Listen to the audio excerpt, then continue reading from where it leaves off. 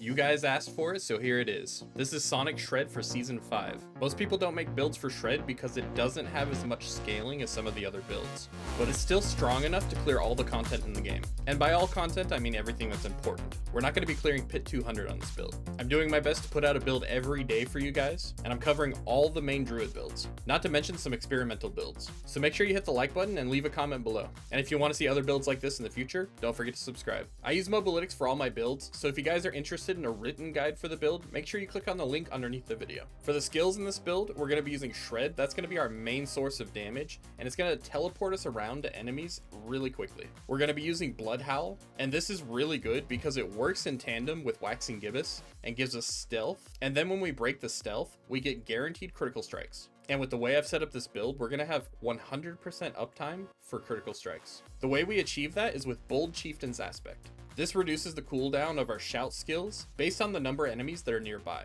And we have two different shouts in the build, so we can do this back to back. Not only that, just to be safe, we've got a couple of tempers that reduce the cooldown of Blood Howl. We also have some generic cooldown reduction in a couple different places on the build. We're also using Aspect of Nature's Savagery, which is going to allow us to use Nature's Fury, and we're going to be constantly resetting Earthen Bulwark. This is a super strong shield, and it was strong in the past, but it is significantly stronger now, because now it's based on our max health instead of base health. We also gain permanent unstoppable while we have this up. And if you don't know how that interaction works, Symbiotic Aspect is what gives us the cooldown when we get the Nature's Fury procs. Debilitating Roar is the other shout I talked about, and this reduces nearby enemies' damage by 40%. We also have Hurricane in the build, and this reduces enemy damage by 20%. So we're extremely tanky, and we're zipping around extremely quickly. Finally, our last skill is Petrify. This is our ultimate. This is multi-purpose. Not only does it stun all nearby enemies, but it also increases our critical strike damage by 50%. For our Spirit Boons, we're running Wariness,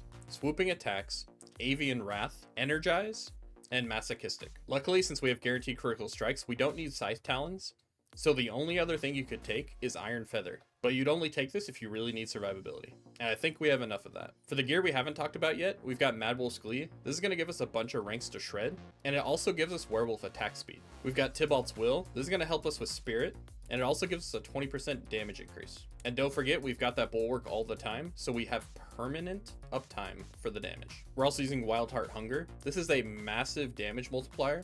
It's up to 60% right now. This also gives us shape-shifting attack speed, which synergizes really well with this build. On our amulet, we're running Retaliation. On one of our rings, we're running Unsatiated. And the final aspect we haven't talked about is Stormclaw's Aspect. If you're on Mobalytics, you can click on the Gear Stats tab here, and this is going to show you a breakdown of all of the stats on pieces of gear that are not uniques. The most important stats I highlighted in orange, but you should try and stick to this as best as possible. So on the helmet, we've got cooldown reduction and Blood Howl cooldown that are the most important. This is also where we're getting our armor cap. On our gloves, we've got ranks to shred, and we've also got attack speed that's very important. On our amulet, we really want to get ranks to envenom, attack speed, and cooldown reduction. Now this is a really hard amulet to get a hold of, so don't worry too much if you can't get one of these, but make sure you get the envenom, because that is a massive multiplier. From the calculations I did, you should be able to pretty much max your attack speed without getting this, but you really need a min-max for that, so do your best to get this. And the cooldown, I think, is the least important of the three, so don't be afraid to leave this one off.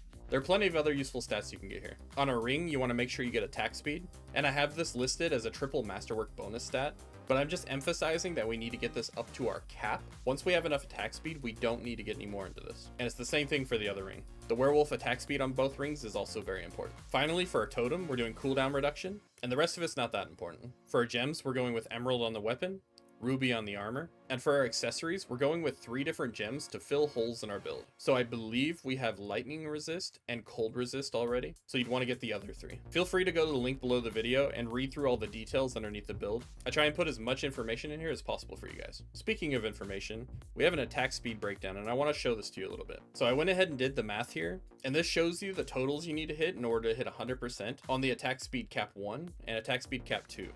If you didn't know already, there's 2 different categories, and you can only get each one up to 100. So for our category 1, we're doing Nimble on our Paragon boards, Wild's Call on our Paragon boards, Swooping Attacks, which is our Spirit Boon, and then for gear affixes, we're going to go up to 100%. So we have to get almost 70% from our gear. Now I did these numbers based on averages. These are not min-maxed numbers. So you should be able to fairly easily hit the 70% with 2 pieces of gear that don't really have bonuses in them, and 2 pieces of gear that only have a couple bonuses in them. You can do that in any way you need to. You just want to make sure you hit that 100%.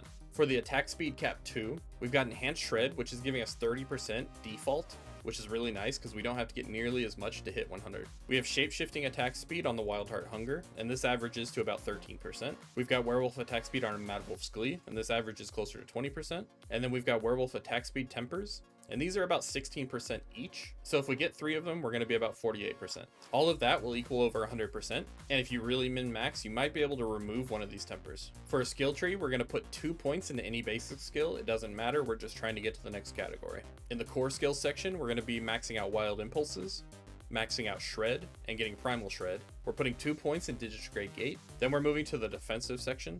And here we're going to max out Earth and Bulwark and get Preserving Earth and Bulwark. We're going to max out Debilitating Roar. We're going to grab Blood Howl, going to Innate Blood Howl. We're also going to max out Vigilance and then move down. We don't have anything in the companion tree, so we can skip that. Then we're going to get Hurricane, going to Savage Hurricane. Then we're going to max out Envenom and get 1 point in Toxic Claws. Moving down from here, we're going to get Petrify and both additional points. We're also going to max out Defensive Posture, Quick Shift, and Heightened Senses. Finally, for our Keystone passive, we're getting Nature's Fury. Now, I spared you guys here because originally I was thinking about going Bestial Rampage. And I know how much everybody hates the tedium of trying to keep both of these bonuses up. So we went with Nature's Fury, and now we never get CC'd, we never have to worry about dying, and it's much less tedious overall. For our Paragon boards, we're going to be using Spirit on the starter board, then we're moving up and we're attaching Heightened Malice, and here we're getting Fang and Claw. Then we're moving to the left, we're attaching Ancestral Guidance, and we're going to be putting Outmatch here. Moving up from here, we're attaching Inner Beast, and the glyph we're using here is Werewolf. To the right of Inner Beast, we're going to be attaching Lust for Carnage, and here we're going to be putting the Territorial glyph. Then we're going to move down, and we're going to get the Heightened Malice Legendary node on our Heightened Malice board, and then we're going to move back across Inner Beast, and we're going to attach Constricting Tendrils, and here we're putting Exploit. Just a note while we're on Exploit here, I'm probably going to change one of the stats on the rings so that we have a way to apply Vulnerable on Lucky Hit. That way we have the bonus more consistently on bosses. Now, I know some of you guys were chomping at the bit to get this build, so hopefully this satisfies your craving. But if you're not one of those people, let me know what build you want to see next. I still have plenty more that I'm going to put out this season, but your comments let me know which ones I should put out first. So leave a comment, drop that like, and don't forget to subscribe. Thanks for watching, and I'll see you guys in my next video. Daddy Druid out.